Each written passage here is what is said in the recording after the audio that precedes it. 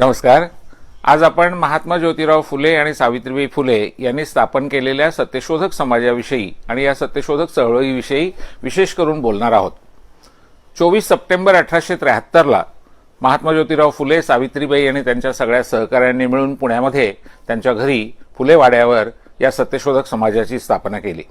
या सत्यशोधक समाजाची जी ध्येय होती त्याच्यामध्ये प्रामुख्याने आपल्या भारतीय राज्यघटनेमध्ये जो सरनामा किंवा प्रास्ताविक आहे त्या प्रास्ताविकेमध्ये जे 4 सूत्र जी खरं म्हणजे वैश्विक मूल्य आहेत, युनिव्हर्सल व्हॅल्यूज ज्याला म्हणतात, अशी आहेत: समता, स्वातंत्र्य, न्याय आणि बंधुता।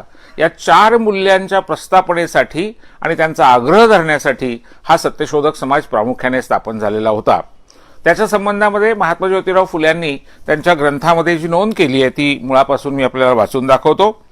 महात्मा फुले असं म्हणतात की शूद्र अतिशूद्रांना आणि स्त्रियांना सदुपदेश करणे, म्हणजे समुपदेशन ज्याला आपण म्हणतो ते करणं आणि विद्येद्वारे त्यांचे वास्तविक अधिकार समजून देण्याकरता, तसेच धर्मव्यवहारासंबंधी आणि राजकीय असे जे बनावट व कार्यसाधक ग्रंथ तयार करण्यात आलेले आहेत त्यांच्यापासून त्यांना मुक्त करण्यासाठी, त्यांच्या मनावरील अंधश्रद्धांचा पगडा दूर करण्यासाठी, त्यांचं प्रबोधन करण्यासाठी या मंडळाची स्थापना 24 सप्टेंबर 1873 रोजी करण्यात आली, अशी नोंद खुद्द महात्मा ज्योतिराव फुल्यांनी सत्यशोधक समाजासंबंधी केलेली आहे। या सत्यशोधक समाजाचं मुख्य वैशिष्ट्य असं की हे फक्त कागदोपत्री किंवा वैचारिक पातळीवर काम करणारं मंडळ नव्हतं।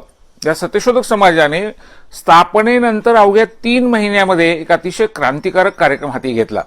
25 डिसेंबर 1873ला म्हणजे स्थापनेपासून अवघ्या 3 महिन्यामध्ये पुण्यामध्ये फुले वाड्यावर सत्यशोधक विवाहाचं आयोजन करण्यात आलं।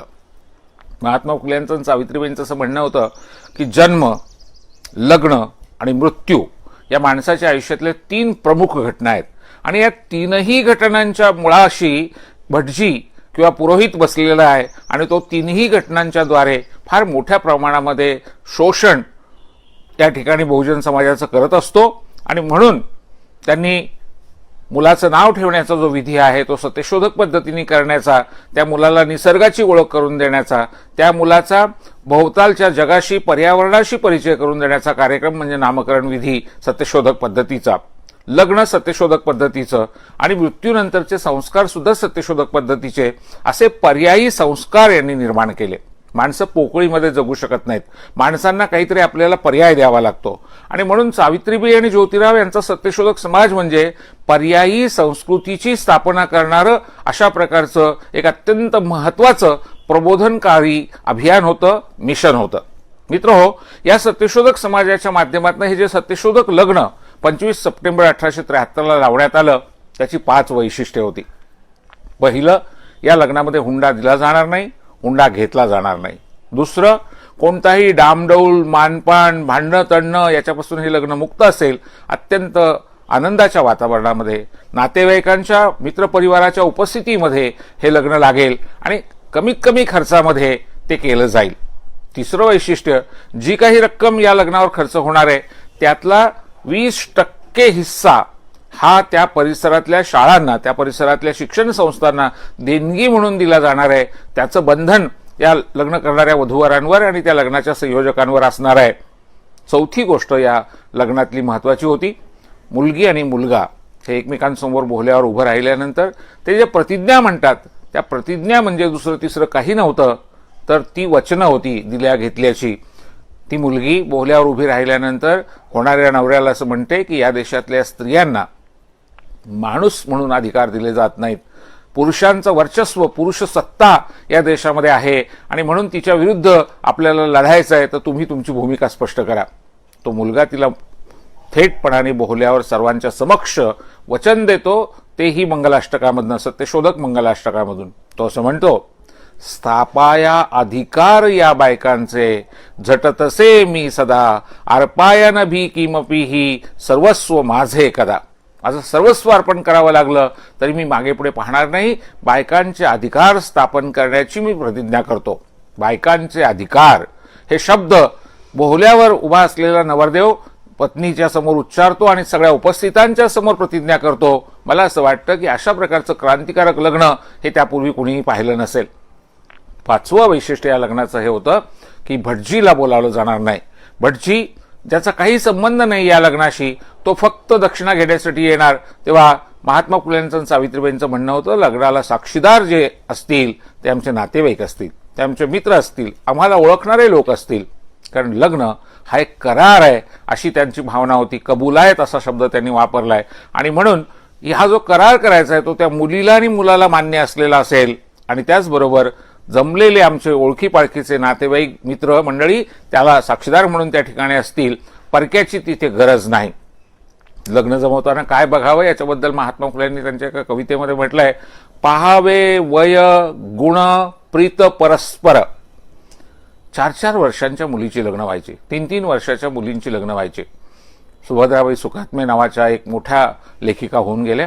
त्यांचं आत्मचरित्र आहे, हे साधारणपणे 100 वर्षापूर्वीचं ते पुस्तक आहे. त्या पुस्तकात त्यांनी लिहिलंय की माझं जेव्हा लग्न ठरलं तेव्हा मी रडून रडून गोंधळ घातला. माझ्या आईवडिलांकडे मी एकच हट्ट धरला होता. ते म्हणाले, बेटा तुला काय हवं? खाऊ हवा, खेळणी हवीत, कपडे हवीत, मिठाई हवी, तुला जे हवं ते माग, आम्ही देतो. या मुलीने काय मागावं? ती म्हणाली, मला खाऊ नको, खेळणी नको, कपडे नको, मिठाई नको, मला माझ्या लग्नाला नेलंच पाहिजे. म्हणजे आपल्या लग्नाला आपल्याला नेतात ही सुद्धा कळण्याचं वय तिचं नव्हतं. 2-2.5 वर्षाच्या वयात कसं कळणार? इतक्या लहानपणी त्या काळामध्ये लग्न होत असत. अहो, मूल जन्माला यायच्या आधी सुद्धा लग्न होत असत. म्हणजे त्याला पोटातली भाजी तिच्याशी त्या ठिकाणी लग्न लावणं असं म्हटलं जायचं. म्हणजे बाई गरोदर असेल तर तिच्या पोटाला टिळा लावला जायचा आणि मुलाला ती जर मुलगी झाली तर ती देण्याचं वचन, म्हणजे तिचं लग्न झालंय असं मानलं जाणार. आणि मुलगी जर झाली नाही तर मात्र मग ते जे ठरलंय ते त्या ठिकाणी रद्द होणार. आपल्याकडे अत्यंत भयानक अशा प्रकारच्या अनिष्ट प्रथा होत्या. बालविवाहातनं त्या निर्माण झाल्या होत्या, सती प्रथेतनं त्या निर्माण झालेल्या होत्या.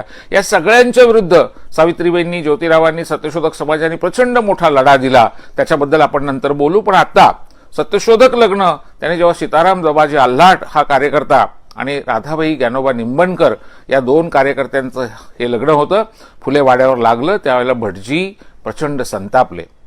त्यांनी कोर्टामध्ये धाव घेतली, त्यांनी पोलिसांकडे धाव घेतली. पोलीस बोलवून सत्यशोधक विवाह लावावा लागला.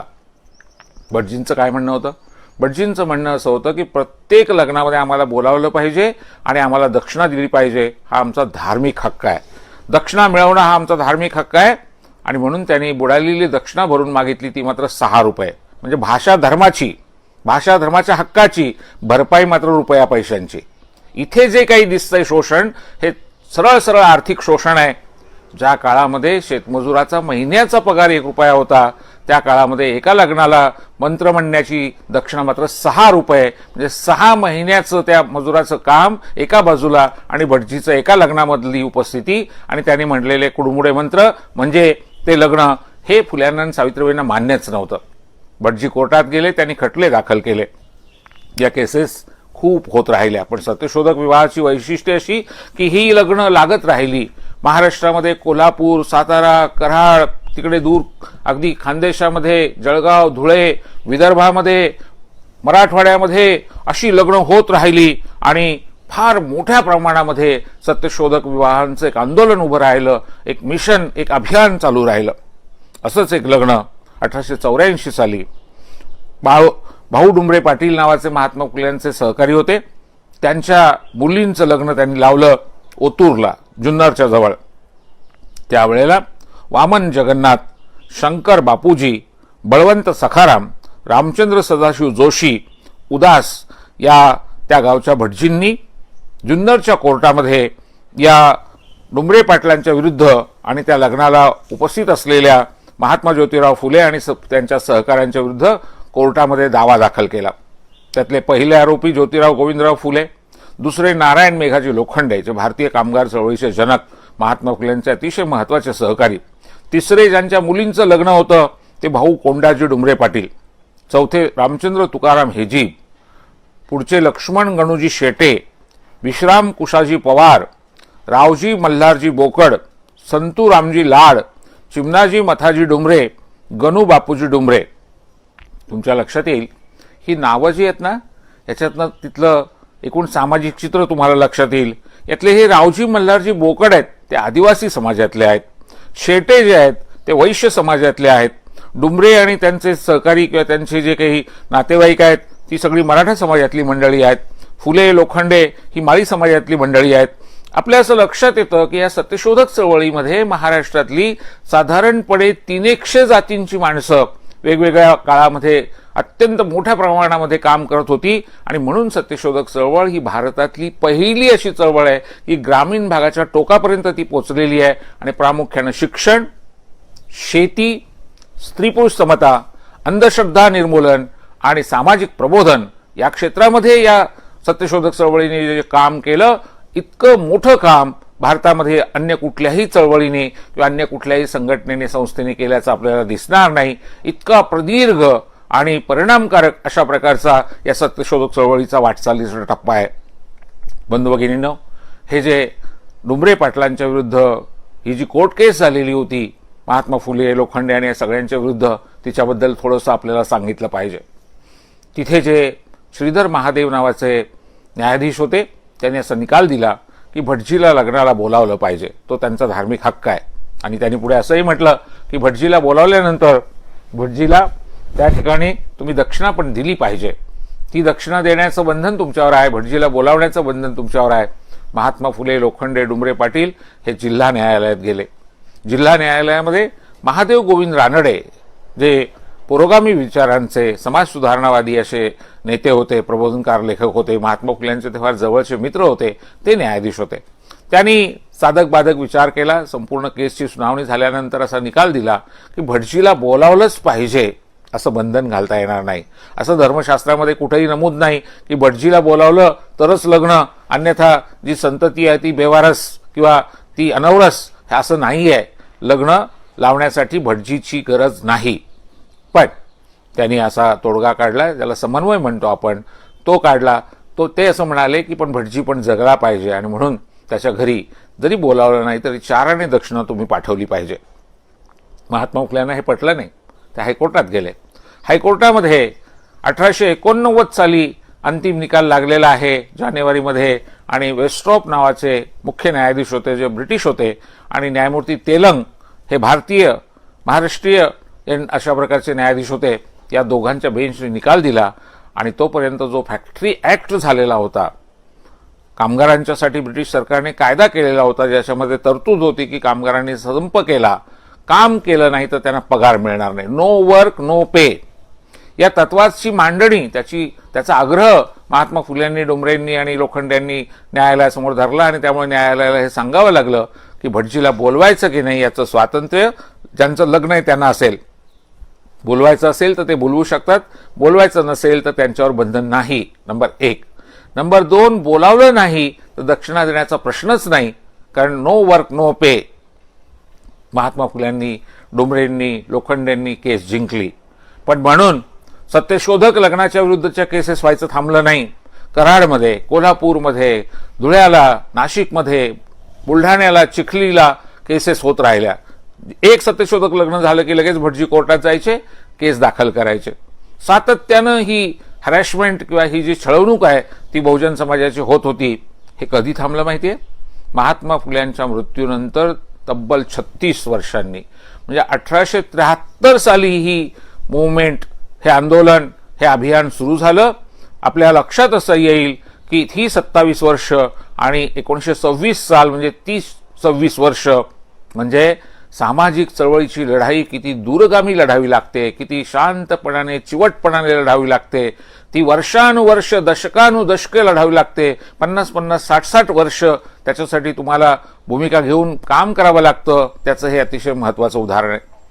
सत्यशोधक चळवळीने 1920च्या दशकामध्ये 1923 साली मुंबई विधिमंडळामध्ये विधेयक आणलं. भास्करराव जाधव हे त्याच्यामध्ये पुढे होते, केशवराव जेधे होते, बाकीची सगळी मंडळी होती आणि त्यांचा अतिशय आग्रह होता की भटजीला कोर्टात जाऊन अशा प्रकारची केसेस दाखल करता येता कामा नये. लग्न आमचं आहे, आम्ही कुणाला बोलवायचं आणि कुणाला नाही हा आमचा अधिकार आहे. आणि म्हणून विधेयक असं आणलं त्यांनी, जोशी वतन कुलकर्णी वतन रद्द करण्याचं विधेयक. मित्रहो, 3 वर्ष या विधेयकावर विधिमंडळामध्ये घमासान चर्चा होत राहिल्या.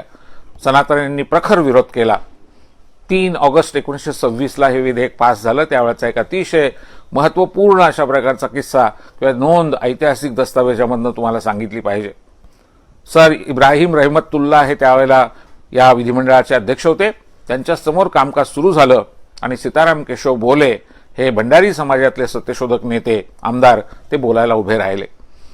पुण्यातनं निवडून आलेले रँगलर परांजपे हे अतिशय विद्वान गृहस्थ रँगलर झालेले त्यांनी या विधेयकाला विरोध करणारं भाषण केलं. ते शिक्षण मंत्री होते तेव्हा. त्यांनी विरोध करणारं भाषण केल्याच्या नंतर बोल यांनी अध्यक्षांची परवानगी मागितली आणि म्हणाले मला 2 प्रश्न विचारायचे आहेत. परांजपेंना प्रश्न विचारण्याची परवानगी मिळाली. त्यांनी पहिला प्रश्न विचारला, परांजपे साहेब तुम्ही तुमची दाढी कशी करता याची माहिती तुम्ही सभागृहाला सांगा. परांजपे वैतागले. ते म्हणाले माझ्या दाढीचा आणि या बिलाचा काय संबंध आहे, तुम्ही फालतूचे प्रश्न विचारू नका, मी उत्तर देणार नाही. तेव्हा बोले म्हणाले अध्यक्ष महाराज पहिल्या प्रश्नाचं उत्तर दिलं की मग मी दुसरा प्रश्न विचारीन. त्याच्यामध्ये याचं उत्तर आहे ते हे की ह्या मुद्द्याचा या विषयाशी थेट संबंध आहे. मी विषयांतर केलेलं नाही, मी बाहेर जाऊन काही विचारलेलं नाही, पण पहिल्या प्रश्नाचं उत्तर जोपर्यंत ते देत नाहीत तोपर्यंत मला तो संबंध स्पष्ट करता येत नाही. त्यांना उत्तर देण्याचे तुम्ही आदेश द्यावेत. सर इब्राहिम रहमतुल्ला परांजपेंना म्हणाले अहो त्यांनी विचारून काय विचारलंय, दाढी कशी करता, काय बिघडलं सांगा ना तुम्ही. अध्यक्षांच्या आदेशान्वये परांजपेंना सांगावं लागलं. परांजपे म्हणाले माझ्या घरी माझ्या हातानं माझी दाढी मी करतो. बोले म्हणाले अध्यक्ष महाराज माझा दुसरा प्रश्न हा आहे की आमचा नाभी समाजाचा नाभिक बांधव जर उद्या कोर्टात गेला आणि तो असं म्हणाला परांजपेंनी माझ्याच हातून दाढी करून घेतली पाहिजे, हा माझा धार्मिक हक्क आहे, तर ते परांजपेंना मान्य आहे का? आणि तो असंही म्हणायला तयार आहे की भले परांजपेंनी त्यांची दाढी त्यांच्या हाताने त्यांच्या घरी करावी, पैसे मात्र माझ्याकडे आणून द्यावेत, परांजपे देणार आहेत का?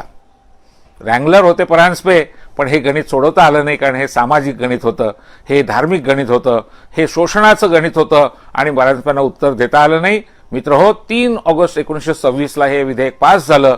त्यानंतर मात्र भटजी मग कोर्टात जाऊ शकले नाहीत. त्यामुळे 1873ला सुरू झालेली लढाई 1926 साली विधिमंडळामध्ये कायदा पास होतो आणि त्यातनं मग संपते. बाबासाहेब आंबेडकरांनी अतिशय निस्संदिग्ध शब्दामध्ये घोषणा केली होय मी सत्यशोधक आहे. त्यांनी त्यांच्या मूकनायकमध्ये बहिष्कृत भारतमध्ये पुन्हा पुन्हा लिहिलेलं आहे. त्यांची पत्र आहेत, त्यांची भाषणं आहेत. महात्मा फुल्यांचा विचार हाच आम्हाला प्रमाण आहे आणि म्हणून त्यांनी महात्मा फुल्यांना आपलं गुरु मानलं होतं. 3 गुरु जे त्यांनी मांडले, बुद्ध, कबीर, तिसरे फुले. फुल्यांना आम्ही कधीही सोडणार नाही असं बाबासाहेबांचं 1954 सालचं नरे पार्कवरचं शेवटच्या भाषणांपैकी एक भाषण आहे. फुल्यांना आम्ही कधीही सोडणार नाही. बाबासाहेबांनी त्यांचं पुस्तक हू वेर द शूद्राज हे महात्मा फुल्यांना अर्पण केलंय आणि त्या अर्पण पत्रिकेमध्ये त्यांनी असं म्हटलंय की महात्मा ज्योतिराव फुले द ग्रेटेस्ट शूद्र ऑफ मॉडर्न इंडिया, आधुनिक भारतातला सर्वश्रेष्ठ शूद्र माणूस ज्याने सोशल डेमोक्रेसी सामाजिक लोकशाही स्थापन केली. मित्रहो सत्यशोधक चळवळीचं सगळ्यात मोठं जर योगदान काय असेल तर ते राजर्षी शाहू महाराजांनी, सयाजीराव गायकवाडांनी, भास्करराव जाधवांनी आणि या केशवराव विचारांपासून सगळ्या सत्यशोधकांनी, प्रबोधनकार ठाकरेंनी आणि कर्मवीर भाऊराव पाटलांनी जो विचार पुढे नेलेला आहे त्याच्यामधलं मुख्य सूत्र जे होतं ते सामाजिक न्यायाचं होतं, ते शिक्षणाचं होतं, ते अंधश्रद्धा निर्मूलनाचं होतं. आणि त्या दृष्टीने आपण जेव्हा बघतो तेव्हा सत्यशोधक समाजाचे जे नियम आहेत ते नियम मी आपल्यासमोर ठेवू इच्छितो. आणि त्याचबरोबर महात्मा फुले आणि सावित्रीबाईंनी सत्यशोधक कुणाला म्हणावं या संबंधामध्ये सुद्धा जी भूमिका मांडलेली आहे ती सुद्धा मूळ कागदपत्रांमधून आपण बघणार आहोत. मुख्यतः सत्यशोधक समाजाचं मुख्य सूत्र हे होतं सर्व साक्ष जगतपती नकोच त्याला मध्यस्थी. ईश्वर जर आमचा पिता असेल, ईश्वर जर आमची माता असेल तर आमच्या आईवडिलांना भेटण्यासाठी मध्यस्थाची दलालाची गरजच काय? कशासाठी पाहिजे पुरोहित, कशासाठी पाहिजे भटजी? आम्हाला मान्य नाही दलाल, आम्हाला मान्य नाही मध्यस्थ. आमच्या आईला, आमच्या वडिलांना आम्हाला भेटता आलं पाहिजे. आणि म्हणून सत्यशोधक समाजाचे जे नियम आहेत, सत्यशोधक समाजाची जी भूमिका आहे त्याच्यामध्ये ही गोष्ट फार स्पष्टपणाने मांडलेली आहे. इथे एक खुलासा केला पाहिजे की महात्मा फुल्यांच्या सत्यशोधक समाजाच्या लेखनामध्ये, बोलण्यामध्ये जेव्हा ईश्वर किंवा परमेश्वर किंवा जगन्नियता किंवा निर्मिक असे शब्द येतात तेव्हा त्याची अतिशय व्यापक अशी भूमिका आपण समजून घेतली पाहिजे. पहिली गोष्ट, या निर्मिकाची पूजा कशी करायची याच्याबद्दल महात्मा फुल्यांनी स्पष्टपणाने असं म्हटलेलं आहे की अज्ञानाशी ज्ञान, पांगळ्या अन्नदान, हेच बा स्मरण निर्मिकाचे. म्हणजे निर्मिकाचं स्मरण करणं, पूजा करणं कसं, तर तुम्ही जो कुणी अडाणी माणूस असेल, निरक्षर माणूस असेल, अशिक्षित माणूस असेल, त्याला शिक्षण द्या आणि अपंगांना मदत करा.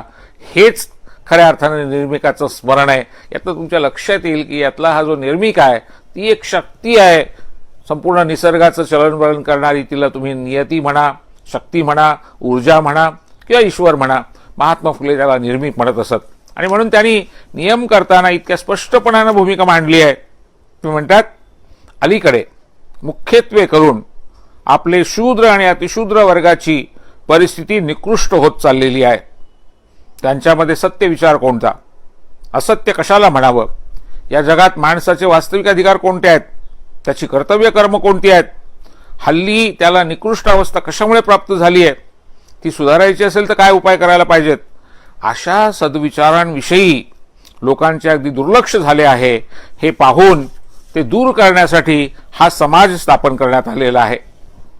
या समाजाच्या स्थापनेमागचा व्यापक हेतू या ठिकाणी अतिशय नेमक्या शब्दामध्ये स्पष्ट केला ज्योतिरावांनी. पुढे ते म्हणतात, शूद्र अतिशूद्र वर्गातील लोकांस सभासद होण्यासाठी या समाजात मोकळीक असेल. त्याशिवाय ज्या कोणाला या समाजाचे उद्देश नियम पसंत असतील आणि शूद्र अतिशूद्र वर्गाची सुधारणा झाली पाहिजे अशी मनात कळकळ असेल, असा कुठल्याही समाजाचा माणूस या सत्यशोधक समाजाचा सदस्य बनू शकेल. याचा अर्थ हा सत्यशोधक समाज सगळ्यांसाठी खुला होता, तो व्यापक होता. नियम करताना प्रामुख्यानं मी आपल्या उत्पन्नकर्त्या वाचून दुसऱ्या कोणासही मान देणार नाही. उत्पन्नकर्ता, निर्मिक हा शब्द ज्योतिराव आवर्जून म्हणतायत आणि ते म्हणतायत, जे लोक आपल्या एकतर्फी ग्रंथांमध्ये दांडगावा करून इतरांना नीच मानतात, त्यांचे अधिकार हिरावून घेतात, अशा लोकांना मी यापुढच्या काळामध्ये असं करू देणार नाही आणि माणसाच्या पवित्र अधिकाराला बट्टा लागेल अशा प्रकारचं वर्तन मी होऊ देणार नाही. मी माझ्याकडून पशुहिंसा, मद्यपान करणार नाही. ते बंद व्हावं यासाठी मी झटेन. मी सत्याचा अभिमान मणी धरून दृढ प्रयत्न करीन आणि विद्या देण्यासाठी, विद्या घेण्यासाठी झटेन. आपल्या असं लक्षात येईल की हे नियम सुद्धा निश्चितपणानं समता, स्वातंत्र्य, बंधुता, न्याय, प्राणीहिंसा, व्यसनमुक्ती, दया, भूतदया, माणुसकी या दिशेने जाणारे नियम आहेत. समाज खाली लिहिलेल्या विषयांवर वेळोवेळी विचार करील आणि त्या विषयांवर काम सुद्धा करील. आपल्या लोकांमध्ये सत्याचा आणि सद्विचारांचा प्रसार करण्याचं काम हे सत्यशोधक समाजाचं मुख्य काम आहे. म्हणून सत्यशोधक समाजाचं ब्रीदवाक्य होतं, सत्यमेव जयते. या जगात मनुष्याचे अधिकार कोणते आहेत, त्याची कर्तव्य कर्म कोणती आहेत, याचं सतत सामान्य माणसाला बोध करण्याचं काम वर्तमानपत्राद्वारे, व्याख्यानाद्वारे, वेगवेगळ्या स्पर्धांद्वारे केलं जाईल. म्हणून सत्यशोधक समाजातर्फे निबंध स्पर्धा, वक्तृत्व स्पर्धा, वेगवेगळ्या प्रकारचे उपक्रम केले जायचे आणि त्याच्यामध्ये विषय सुद्धा कसे असायचे, वारंवार दुष्काळ पडण्याची कारणं कोणती आहेत, दुष्काळामध्ये शूद्र, अतिशूद्र आणि स्त्रियांचंच नुकसान का होतं आणि त्यांना त्याच्यापासून वाचवायचं असेल तर दुष्काळ पडू नयेत यासाठी काय करायला पाहिजे. आपल्या असं लक्षात येईल की याच्यामध्ये एक आर्थिक विचार आहे, धार्मिक विचारांचा, अंधश्रद्धेचा पगडा मोडून काढण्याचा सुद्धा त्याच्यामागे एक दृष्टिकोन आहे. आणि देवाची अवकृपा झाली म्हणून दुष्काळ पडला वगैरे वगैरे अशा भाकरकथा सांगितल्या जायच्या आणि त्याच्यातून पुन्हा दक्षिणा उकळली जायची. तर यालाही नकार आहे. पण प्रामुख्यानं पर्यावरणाचा आणि दुष्काळाचा नेमका काय संबंध आहे आणि म्हणून काय उपाय केले म्हणजे आपल्याला दुष्काळातून मुक्ती मिळेल, इतकं स्पष्टपणाने कार्यक्रमांच्याद्वारे या ठिकाणी भूमिका घेऊन काम केलं जायचं. आपल्या लोकांमध्ये विद्येचा प्रसार करण्यासाठी शाळांची स्थापना करणे, महाविद्यालयांची स्थापना करणे, शिक्षण संस्थांची स्थापना करणे आणि विविध प्रकारचे अभ्यासाचे, शिक्षणाचे उपक्रम आखून लहान मुलांना आणि स्त्रियांना नीट शिकता यावं यासाठी उपाय करताना जर का ते गरीब असतील, त्यांना त्यांच्या घरामधनं शिक्षणासाठी मदत किंवा सामर्थ्य मिळत नसेल तर त्यांना सहाय्य देणं, त्यांना वेगळ्या प्रकारच्या शिष्यवृत्त्या देऊन शिक्षणासाठी हातभार लावणं, शेतकी संबंधीच्या सुधारणा करण्याविषयीचे उपाययोजना आणि विशेष करून कार्यकौशल्य वाढवणाऱ्या, स्किल्स वाढवणाऱ्या शिक्षणाला उत्तेजन देणं, आपल्या समाजातल्या वाईट चालीरीती ज्या आहेत त्या सगळ्या चालीरीती बंद करण्याच्यासाठी झटणं, इतकं स्वच्छपणानं या नियमांमध्ये सगळं काही म्हटलंय की त्याच्यावर वेगळं भाष्य करायची गरज नाही, त्याच्यावर वेगळं बोलायची आवश्यकता नाही. महात्मा फुल्यांचं त्यांच्या आयुष्यातलं शेवटचं जे पुस्तक आहे ते सार्वजनिक सत्यधर्म पुस्तक आहे. Universal religion of truth. सत्य हाच धर्म, सत्या वाचून वेगळा कुठलाही धर्म नाही. जगा माझी धर्म अगणित होती, लढाया खेळती रेड्यापळी. रेडे धरणारे प्राणास मुकती, कोणी म्हणती जन्नतीस गेले, कोणी म्हणती मार्टर झाले, कोणी म्हणते स्वर्गी गेले. मार्टर ही ख्रिश्चन धर्माची परिभाषा, जन्नत ही इस्लामची परिभाषा, स्वर्ग ही हिंदूंची परिभाषा. महात्मा फुले कोणालाही सोडत नाहीत. जिथे जिथे अंधश्रद्धा आहे, जिथे जिथे अविश्वास आहे, जिथे जिथे परस्पर द्वेष आहे, त्या सगळ्यांवर ते आसूड मारतायत आणि काय म्हणतायत? सद्विवेकाविन सर्व भांबावले, रक्तपाती झाले ज्योती म्हणे. सद्विवेक हरवलाय. म्हणून सत्यमेव जयते हा झेंडा घेऊन सत्यशोधक चळवळ सुरू होते. पण त्या चळवळीचं महत्वाचं सूत्र आहे, सत्याचा आपोआप विजय होत नसतो. सत्याचा विजय होण्यासाठी सत्याच्या मागे संघटनेचं सामर्थ्य उभं करावं लागतं. आणि म्हणून संघटित व्हा. शेतकऱ्यांच्या संघटना, मोलकर्णींच्या संघटना, महिलांच्या संघटना, कामगारांच्या संघटना. आणि म्हणून भारतातलं पहिलं कामगार आंदोलन, पहिली कामगार संघटना Bombay mill hands association Narayan Meghaji लोखंडेंनी स्थापन केली. ती सत्यशोधक समाजाच्या प्रेरणेतनं केली. शेतकऱ्यांची आंदोलनाने शेतकऱ्यांचे प्रश्न घेऊन जी या ठिकाणी अभियानं उभी राहिली ती लोखंडे, भालेकर, फुले आणि त्यांच्या इतर सहकाऱ्यांच्या माध्यमातून उभी राहिली. ससाने आणि हे सगळे. त्याच्या मागे सुद्धा सत्यमेव जयते आणि सत्याच्या विजयासाठी संघटना हे मुख्य सूत्र राहिलेलं आहे.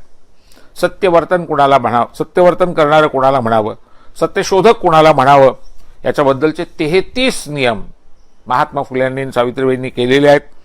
ते सगळे इथे आपण तपशीलवारपणे बघू शकणार नाही, पण त्यातल्या मोजक्या नियमांकडे मी आपलं लक्ष वेधणार आहे. सत्यशोधक व्हायचं असेल तर पहिली अट ही आहे, सगळे स्त्री पुरुष हे उभयता जन्मतःच स्वतंत्र आहेत आणि एकंदर सर्व अधिकारांचा उपभोग घेण्याचा त्यांना हक्क आहे. जन्मानं निसर्गानं सगळे समान आहेत आणि त्यांना सगळे हक्क समान अशा प्रकारचे आहेत याची घोषणा करणं, स्वातंत्र्याची घोषणा करणं, ह्युमन राईट्सची, मानवाधिकाराची घोषणा करणं, हे ज्याला पटतंय तोच सत्यशोधक. पुढे ही भूमिका मांडली गेली आहे की आपल्या सृष्टीमध्ये असलेले प्राणीमात्र जे आहेत त्यांचं पालन केलं पाहिजे. त्यांची हत्या करता कामा नये, हिंसा करता कामा नये. त्या प्राण्यांना जपलं पाहिजे. आणि म्हणून त्या प्राण्यांच्या सोबत संत तुकारामांनी जी भूमिका मांडली होती, संत तुकाराम किती व्यापक पातळीवर गेले होते. वृक्षवल्ली आम्हा सोयरी वनचरे. झाडं सुद्धा, प्राणी, पक्षी, पशु हे सारे आमचे सोयरे आहेत, हे आमचे नातेवाईक आहेत. ही भूमिका आपल्याला इथे दिसते. पुढे जाऊन 7व्या नियमामध्ये असं नमूद केलेलं आहे की स्त्रियांना आणि पुरुषांना धर्म व राजकीय स्वतंत्रता ही जन्मतःच मिळालेली आहे. त्यामुळे धर्माने कुणीतरी वर कुणीतरी खाली हे मान्यच नाही आहे. सावित्रीबाईंना, ज्योतिरावांना, सत्यशोधक चळवळीला आज आपण आपल्या भारतीय राज्यघटनेच्या कलम 19 मध्ये अभिव्यक्ती स्वातंत्र्य, freedom of speech and freedom of expression, भाषण स्वातंत्र्य, लेखन स्वातंत्र्य, अभिव्यक्तीचं स्वातंत्र्य जे म्हणतो आहोत, या 9व्या नियमामध्ये सत्यशोधक समाजाच्या असं स्पष्टपणे म्हटलंय की आम्हाला आमच्या हक्काविषयी विचार करण्याचा, पाहिजेत ती मतं बोलून दाखवण्याचा आणि ती प्रसिद्ध करण्याचं स्वातंत्र्य असलं पाहिजे. आणि त्याच्यावर ज्यांचा विश्वास आहे तेच सत्यशोधक असू शकतात. त्याचबरोबर पुढे 10व्या नियमामध्ये असं म्हटलंय की धर्मासंबंधी आणि राजकीय संबंधी जी आमची भूमिका असेल त्या भूमिकेला हरताळ फासून कोणाला तरी नीच मानणं, कोणाला तरी उच्च मानणं आणि त्याच्यावरनं छळ करणं हे आम्हाला मान्य नाही. अशा प्रकारचं श्रेष्ठ कनिष्ठत्व आम्हाला मान्य नाही. असा भेदभाव आम्ही नाकारतो. आणि भेदाभेद भ्रम अमंगळ असं जे तुकारामांनी म्हटलं होतं त्याच्याशी थेटपणे नातं सांगून आपली भूमिका सत्यशोधक समाज पुढे घेऊन जातोय. 14व्या नियमामध्ये अफू, गांजा, भांग, मद्य ही सगळी जी व्यसनं आहेत त्याच्यापासून दूर राहणाऱ्याला आम्ही सत्यशोधक म्हणतो असं स्पष्ट करण्यात आलेलं आहे. 15व्या नियमामध्ये कोणाचीही हत्या, माणसाची हत्या, प्राण्यांची हत्या किंवा पशूंची हत्या, पक्ष्यांची हत्या निषिद्ध ठरवण्यात आलेली आहे. 16व्या नियमामध्ये असत्य कथन, सत्यापलाप, सत्य दडवून ठेवणं किंवा खोटं बोलणं, लबाड बोलणं हे सत्यशोधकाला शोभत नाही आणि म्हणून असं करणारा सत्यशोधक असू शकत नाही अशी भूमिका घेण्यात आलेली आहे. 17व्या नियमामध्ये व्याभिचाराचा निषेध करण्यात आलेला आहे. 18व्या नियमामध्ये मी चोरी करणार नाही आणि चोरी करणाऱ्याला मदत सुद्धा करणार नाही असंही स्पष्ट केलेलं आहे. 19वा नियम आजच्या काळामध्ये फार महत्त्वाचा आहे. इतर कोणाचा आम्ही द्वेष करणार नाही, इतर कोणाबद्दल आम्ही आकस बाळगणार नाही, इतर कोणालाही हलकं मानणार नाही. सगळी माझी भावंडं आहेत. ख्रिस्त महमद मांग ब्राह्मणाशी धरावे पोटाशी बंधुपरी, ही सगळी भावंड आहेत. आम्ही सगळी भावंड आहोत, बरोबरीचे आहोत. 22व्या नियमामध्ये पिढी जादा कोणीतरी श्रेष्ठ आणि पवित्र हे जे काही इथे भ्रम पसरवण्यात आलेत ते आम्ही नाकारतो आणि पिढी जादा कोणी श्रेष्ठ नाही, पिढी जादा कोणी दास नाही असं स्पष्ट करण्यात आलेलं आहे. पुढच्या एका नियमामध्ये त्यांनी शेतकी आणि कलाकौशल्य यांच्यावर जगणारे हेच श्रेष्ठ असतात आणि त्याला सन्मान देणं, त्यांना पोषक अशा प्रकारची भूमिका घेणं, त्यांचा आदर सत्कार करणं याला सत्यवर्तन म्हटलेलं आहे. 26वा नियम आहे हा. 28व्या नियमामध्ये नवग्रहांची पीडा दाखवून, ग्रहदशा सांगून, बोंदाडून लुबाडून खाण्याची जी काही वृत्ती तत्कालीन पुरोहितांमध्ये होती तिचा निषेध करण्यात आलेला आहे आणि अशी नवग्रहांची पीडा वगैरे काही नसते असं अत्यंत स्पष्ट करण्यात आलेलं आहे. 29व्या नियमामध्ये अंगाला धुपारा करणं, वेगवेगळ्या प्रकारच्या गंडे दोरे ताईत बळी देणं, बळी घेणं अशा प्रकारच्या ज्या अंधश्रद्धा होत्या त्या नाकारण्यात आलेल्या आहेत. 31व्या नियमामध्ये आपली पोटं जाळण्याकरता अज्ञानी जनामध्ये कलह उपस्थित करणं, केवळ पोट भरता यावं म्हणून लोकांमध्ये भांडणं लावणं, कळवंड लावणं, कलह लावणं याचा निषेध करून आम्ही शांतता आणि सुव्यवस्था स्थापन करू, आम्ही भाऊपणा आणि बहीणपणा वाढवू अशी भूमिका इथे स्पष्ट करण्यात आलेली आहे. 33वा जो नियम आहे तो आहे अपंगांसाठी, पोरक्या अनाथ मुलामुलींसाठी आणि जे आजारी आहेत, रोगी आहेत अशा सगळ्या दुर्बल जनांच्यासाठी त्यांना आम्ही मदत करू, त्यांचं पालनपोषण करू अशा प्रकारची भूमिका या नियमामध्ये घेण्यात आलेली आहे. मला स्वतःला असं वाटतं की इतका व्यापक विचार सत्यशोधक समाज करत होता, पण दुर्दैवाने एवढं मोठं काम करणाऱ्या या सत्यशोधक समाजाला ब्राह्मण द्वेष्टा ते होते अशा एका शब्दात गुंडाळून टाकण्यात आलं, बाद करण्यात आलं. वास्तविक पाहता सत्यशोधक समाजाच्या चाहत्यांमध्ये पटवर्धन, गोवंडे, परांजपे, वाळवेकर, नामजोशी, चिपळूणकर कितीतरी मंडळी आहेत. पण खेदाची गोष्ट ही आहे की हे सगळं विधायक काम, हा सगळा अत्यंत क्रांतिकारक वारसा झाकून ठेवायचा आणि एखादीच कुठली तरी गोष्ट अशी मोठी करून सांगायची, वाढवून चढवून सांगायची, ही अत्यंत खेदजनक गोष्ट मला वाटते. सत्यशोधकांची प्रार्थना कशी असायची? या प्रार्थनेत असं म्हटलंय, या तुझ्या अमर्याद विस्तीर्ण पोकळीमध्ये अनंत सूर्यमंडलांसहित या पृथ्वीवरील प्राणीमात्रास तू आम्हास निर्माण केलं आणि सत्सद विचार करण्याची बुद्धी आम्हाला दिलीस. सत्याला स्मरून आम्ही जगामध्ये वर्तन करू आणि म्हणून मला पूर्ण खात्री आहे की ही सारी भावंड आहेत, माझी बहीण आहे, भाऊ आहेत आणि त्यांना मी बहीण भावासारखं वागवेन आणि त्यांच्याशी समानतेचं आचरण करील, न्यायाचं आचरण करील, बहीणपणाचं आणि भाऊपणाचं आचरण करील. तुझी सत्यसत्ता वाढती राहो अशी मी प्रार्थना करतो. सत्यशोधक समाजाचे जे विधी होते ते सुद्धा फार इंटरेस्टिंग आहेत. सत्यशोधक समाजाच्या वतीने रविवारी खंडोबाच्या नावानं तळी भरली जायची. येळकोट येळकोट जय मल्हार अशा प्रकारचा जयघोष केला जायचा. महात्मा फुल्यांनी गुलामगिरी या त्यांच्या ग्रंथामध्ये खंडोबा म्हसोबा याच्या संबंधीची सुद्धा आपली भूमिका मांडलेली आहे. त्यांचं म्हणणं आहे की आमचे पूर्वज आहेत, हे देव म्हणून आम्ही मानतो, पण मुळात हे अत्यंत उत्तम वागणारे, आदर्श वागणारे, लोककल्याणकारी अशा प्रकारचे अधिकारी होते, महापुरुष होते. त्याने असं म्हटलंय की जमिनीचे सुभे असायचे, त्या सुभ्याचा प्रमुख हा सुभेदार असायचा. तो कर जमा करायचा, टॅक्स कलेक्ट करायचा. त्या 10 सुभ्यांचा एक महासुभा असायचा, त्याचा प्रमुख म्हणजे म्हसोबा. म्हसोबा हा देव नाही, तो एका महासुभ्याचा मुख्य माणूस आहे, पण तो भ्रष्टाचार करत नाही, तो न्यायाने वागवतो, तो प्रेमाने वागवतो आणि म्हणून लोकांनी त्याची पूजा करणं किंवा त्याचा आदर सत्कार करणं, जय जयकार करणं सुरू केलं, असा म्हसोबा. असे 10 महासोबे एकत्र केले की एक खंड बनतो. त्या खंडाचा प्रमुख तो खंडोबा, आणि मग अशा 9 खंडांनी मिळून हा देश तयार होतो. अशा प्रकारची भूमिका महात्मा फुलेंनी गुलामगिरीमध्ये मांडलेली आहे. त्यांनी अत्यंत स्पष्ट शब्दामध्ये असं म्हटलं आहे की हा भारत नावाचा देश आपल्याला उभा करायचा असेल तर काय करावं लागेल. ते म्हणतात नेशन उभं करण्यासाठी 4 मुख्य गोष्टी लागतात. पहिली गोष्ट, सर्व स्त्री पुरुषांना शिक्षण मिळालं पाहिजे. पण नुसतं शिक्षण म्हणजे लेखन वाचन नाही, स्वतंत्र विचार करण्याची बुद्धी सुद्धा त्यांना आली पाहिजे, आणि शिक्षणानं त्यांना सगळ्या प्रकारचं सामर्थ्य प्राप्त झालं पाहिजे. खरं काय खोटं काय हे निवडता आलं पाहिजे, आणि खोट्याच्या विरुद्ध लढण्याची हिंमत आली पाहिजे. ते म्हणतात सगळे स्त्री पुरुष विद्वान झाले पाहिजेत, ते स्वतंत्र विचार करू लागले पाहिजेत, तरच आणि तरच आपल्याला देश निर्माण करण्याच्या दिशेने पावलं टाकता येतील. पण पुढची अट आहे, सगळे समान असले पाहिजेत.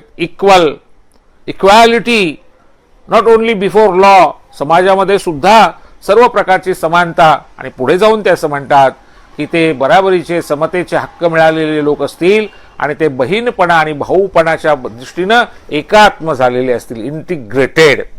त्यामुळे शिक्षण, ज्ञानार्जन, कौशल्यांची निर्मिती, स्वतंत्र विचार करणं, विद्वान आणि विदुषी होणं, आणि समानतेच्या भाऊपणाच्या बहीणपणाच्या नात्यानं इंटिग्रेशन, नॅशनल इंटिग्रेशन, राष्ट्रीय एकात्मतेनं सगळे पुढे जाणं. मला स्वतःला असं वाटतं तर आणि तरच राष्ट्र बनू शकतं, अशी भूमिका महात्मा फुलेंनी मांडली. आज 2021 साली आपण जर आजूबाजूला पाहिलं तर आपल्याला झालंय का आपलं राष्ट्र खऱ्या अर्थानं गोळ्या मिळ्याने जगणारं एकात्म अशा प्रकारचं? आत्मपरीक्षण करावं लागेल. आपल्याला सत्यशोधक चळवळीने जो विचार दिला त्याची गरज आज काय आहे हे ठरवायचं असेल तर आपल्याला पाहावं लागेल की अजूनही जी उद्दिष्ट, जी ध्येय सत्यशोधक चळवळीने डोळ्यासमोर ठेवली होती ती साध्य झालेली नाहीयेत. स्त्री पुरुष विषमता, स्त्रियांवरचे अन्याय, स्त्रियांना दुबळं मानून किंवा अबला मानून केले जाणारे अत्याचार, त्यांचं शोषण, पुरुष सत्ता, हायरार्की, पुरुष वर्चस्व, पुरुषी अहंकार, या गोष्टी कमी होत असल्या तरी अजूनही संपलेल्या आहेत असं आपल्याला म्हणता येणार नाही. जातीपातींची रचना आजही आहे, आणि म्हणून आंतरजातीय विवाहांचा कार्यक्रम सत्यशोधक समाजाने हाती घेतला. हा सत्यशोधक समाजाचा कार्यक्रम पुढच्या काळात सुद्धा राजर्षी शाहू महाराजांनी, डॉक्टर बाबासाहेब आंबेडकरांनी, इतर अनेकांनी उचलून धरला, आणि त्याची आजही गरज आपल्याला दिसते. अंधश्रद्धा निर्मूलन आजही बुवाबाजी प्रचंड वाढलेली आपल्याला दिसते. अंगारे दुपारे दिसतात, बळी देण्याचे प्रकार दिसतात, जात पंचायतीच्या माध्यमातून होणारं शोषण दिसतं. या सगळ्यांच्या विरुद्ध आपल्याला जर उभं राहायचं असेल तर आपल्याला ही भूमिका घेतली पाहिजे की अंधश्रद्धा आम्ही नाकारतो, त्या दूर करण्याची भूमिका घेतो, आणि आम्ही विज्ञाननिष्ठा स्वीकारतो. भारतीय राज्यघटनेच्या 51व्या कलमामध्ये आपण अत्यंत स्पष्ट शब्दात म्हटलेलं आहे की आम्ही वैज्ञानिक विज्ञाननिष्ठ विचारांचा प्रसार करण्यासाठी बांधील आहोत. दुर्दैवाने आपण जरी घटनेत असं नमूद केलेलं असलं तरी अद्यापही आपल्याला बुवा बाबांचा सुळसुळाट दिसतो, आणि हे बुवा बाबा प्रचंड मोठ्या प्रमाणामध्ये शोषण करताना, अन्याय अत्याचार करताना दिसतात. आणि म्हणून मला स्वतःला असं वाटतं की सत्यशोधक चळवळ, सत्यशोधक आंदोलन हे दूर दूरपर्यंत, गावखेड्यापर्यंत, वस्ती पातळीपर्यंत पोहोचलेलं म्हणून तर महत्वाचं होतंच, पण या आंदोलनाने जे सामाजिक प्रबोधन केलं, या आंदोलनाने ज्या प्रकारचा शेतकऱ्यांमध्ये आत्मविश्वास निर्माण केला, शेतीबद्दलचा आधुनिक दृष्टिकोन निर्माण केला, कामगारांना संघटित करून कामगारांना 16-16 तास काम करावं लागायचं, ते कामाचे तास आधी 12 पर्यंत खाली, नंतर 8 पर्यंत खाली आणले. आठवड्याची सुट्टी नव्हती, ती सुट्टी मिळण्यासाठी आमच्या मुंबईतल्या कामगारांनी हजारोच्या संख्येने महालक्ष्मीच्या मैदानावर जमून आंदोलन केलं, आणि त्यातनं पहिल्यांदा आपल्याला दिसतं की रविवारची सुट्टी मिळाली. पण काही सनातनी लोकांनी खोटारडा प्रचार केला, म्हणाले रविवार तर ख्रिश्चन लोकांचा आहे, तो चर्चला जातात ख्रिश्चन त्या दिवशी, त्यामुळे फुल्यांना आणि सत्यशोधक चळवळीला तुम्हाला बाटवायचं आहे, त्यांना तुम्हाला ख्रिश्चन करायचं आहे. त्यावेळेला लोखंड्यांनी, महात्मा फुल्यांनी, सावित्रीबाईंनी स्पष्ट केलं की रविवार हा आमच्या खंडोबाचा आहे, आम्ही रविवारी तळी भरतो, आणि म्हणून आम्ही असं या ठिकाणी आमच्या लोकांचं जे सत्व आहे, आमच्या लोकांचं जे मूळ आहे त्याच्याशी घट्ट आहोत, पण आम्हाला त्यातली अंधश्रद्धा नाकारायची आहे, त्यातला माणूस घाणेपणा नाकारायचा आहे, शोषण नाकारायचं आहे. आणि म्हणून मला स्वतःला असं वाटतं की सत्यशोधक चळवळ का वाढली, का देशभर पोचली, का टिकली, याचा जर विचार आपण केला तर त्याच्या मागे असलेलं समतेचं तत्व आणि प्रत्यक्ष आचरण, जसं बोलायचं तसं वागायचं. ज्योतिराव, सावित्रीबाई, लोखंडे, भालेकर, ज्ञानोबा कृष्णाजी ससाणे, नंतरच्या काळामध्ये आलेले राजर्षी शाहू महाराज, सयाजीराव गायकवाड, पुढच्या काळामध्ये भास्करराव जाधव, केशवराव विचारे, कर्मवीर भाऊराव पाटील, असंख्य नावं सांगता येतील. बंधू भगिनींनो, सत्यशोधक चळवळ हे प्रचंड मोठं अशा प्रकारचं आंदोलन होतं, ज्याची गरज कालही होती, आजही आहे, उद्याही असेल. आणि म्हणून बाबासाहेब आंबेडकरांनी भास्करराव जाधवांना जे पत्र लिहिलेलं आहे सत्यशोधक अधिवेशनाला शुभेच्छा देताना, त्यात बाबासाहेबांनी म्हटलंय की सत्यशोधक चळवळीची कालही गरज होती, आजही गरज आहे, उद्याही गरज राहील. होय, मी सत्यशोधक होतो, होय, मी सत्यशोधक आहे आणि त्याचा मला अभिमान आहे. मित्र हो, हा सत्यशोधक चळवळीचा वारसा राजर्षी शाहू महाराजांनी पुढच्या काळामध्ये बलदंड केला, त्याच्यामध्ये खूप मोठी भर घातली, चौफेर अशा प्रकारचा त्याला आशय प्राप्त करून दिला. आणि म्हणून सत्यशोधक चळवळ ही खऱ्या अर्थानं मूल्यांवर आधारलेली, कृतीवर आधारलेली आणि जी शिवजयंतीपासून विविध प्रकारचे उपक्रम करत पुढे गेलेली अशा प्रकारची चळवळ आहे. मित्र हो, या चळवळीनं बहुजनांना आत्मविश्वास दिला, बहुजनांना स्वतःची ओळख करून दिली आणि सगळ्यात महत्त्वाचं म्हणजे बहुजन समाजामध्ये एक अशा प्रकारची प्रेरणा निर्माण केली बदलासाठी, परिवर्तनासाठी झटण्याची. परिवर्तन शक्य करण्याचं असेल तर एक दृढनिश्चय लागतो, तो दृढनिश्चय निर्माण करण्याचं काम या सत्यशोधक चळवळीने केलं. आणि म्हणून मला स्वतःला असं वाटतं की महात्मा फुल्यांनी, सावित्रीबाईंनी आणि त्यांच्या सहकाऱ्यांनी सुरू केलेला सत्यशोधक समाज आणि त्यांनी सुरू केलेली सत्यशोधक चळवळ ही अत्यंत मूलभूत स्वरूपाचं काम करत होती. तिची कालही गरज होती, आजही गरज आहे, उद्याही गरज राहील. तर मित्र हो, सत्यशोधक चळवळीच्या विषयी एवढं बोलून मी आज इथे थांबतो. धन्यवाद.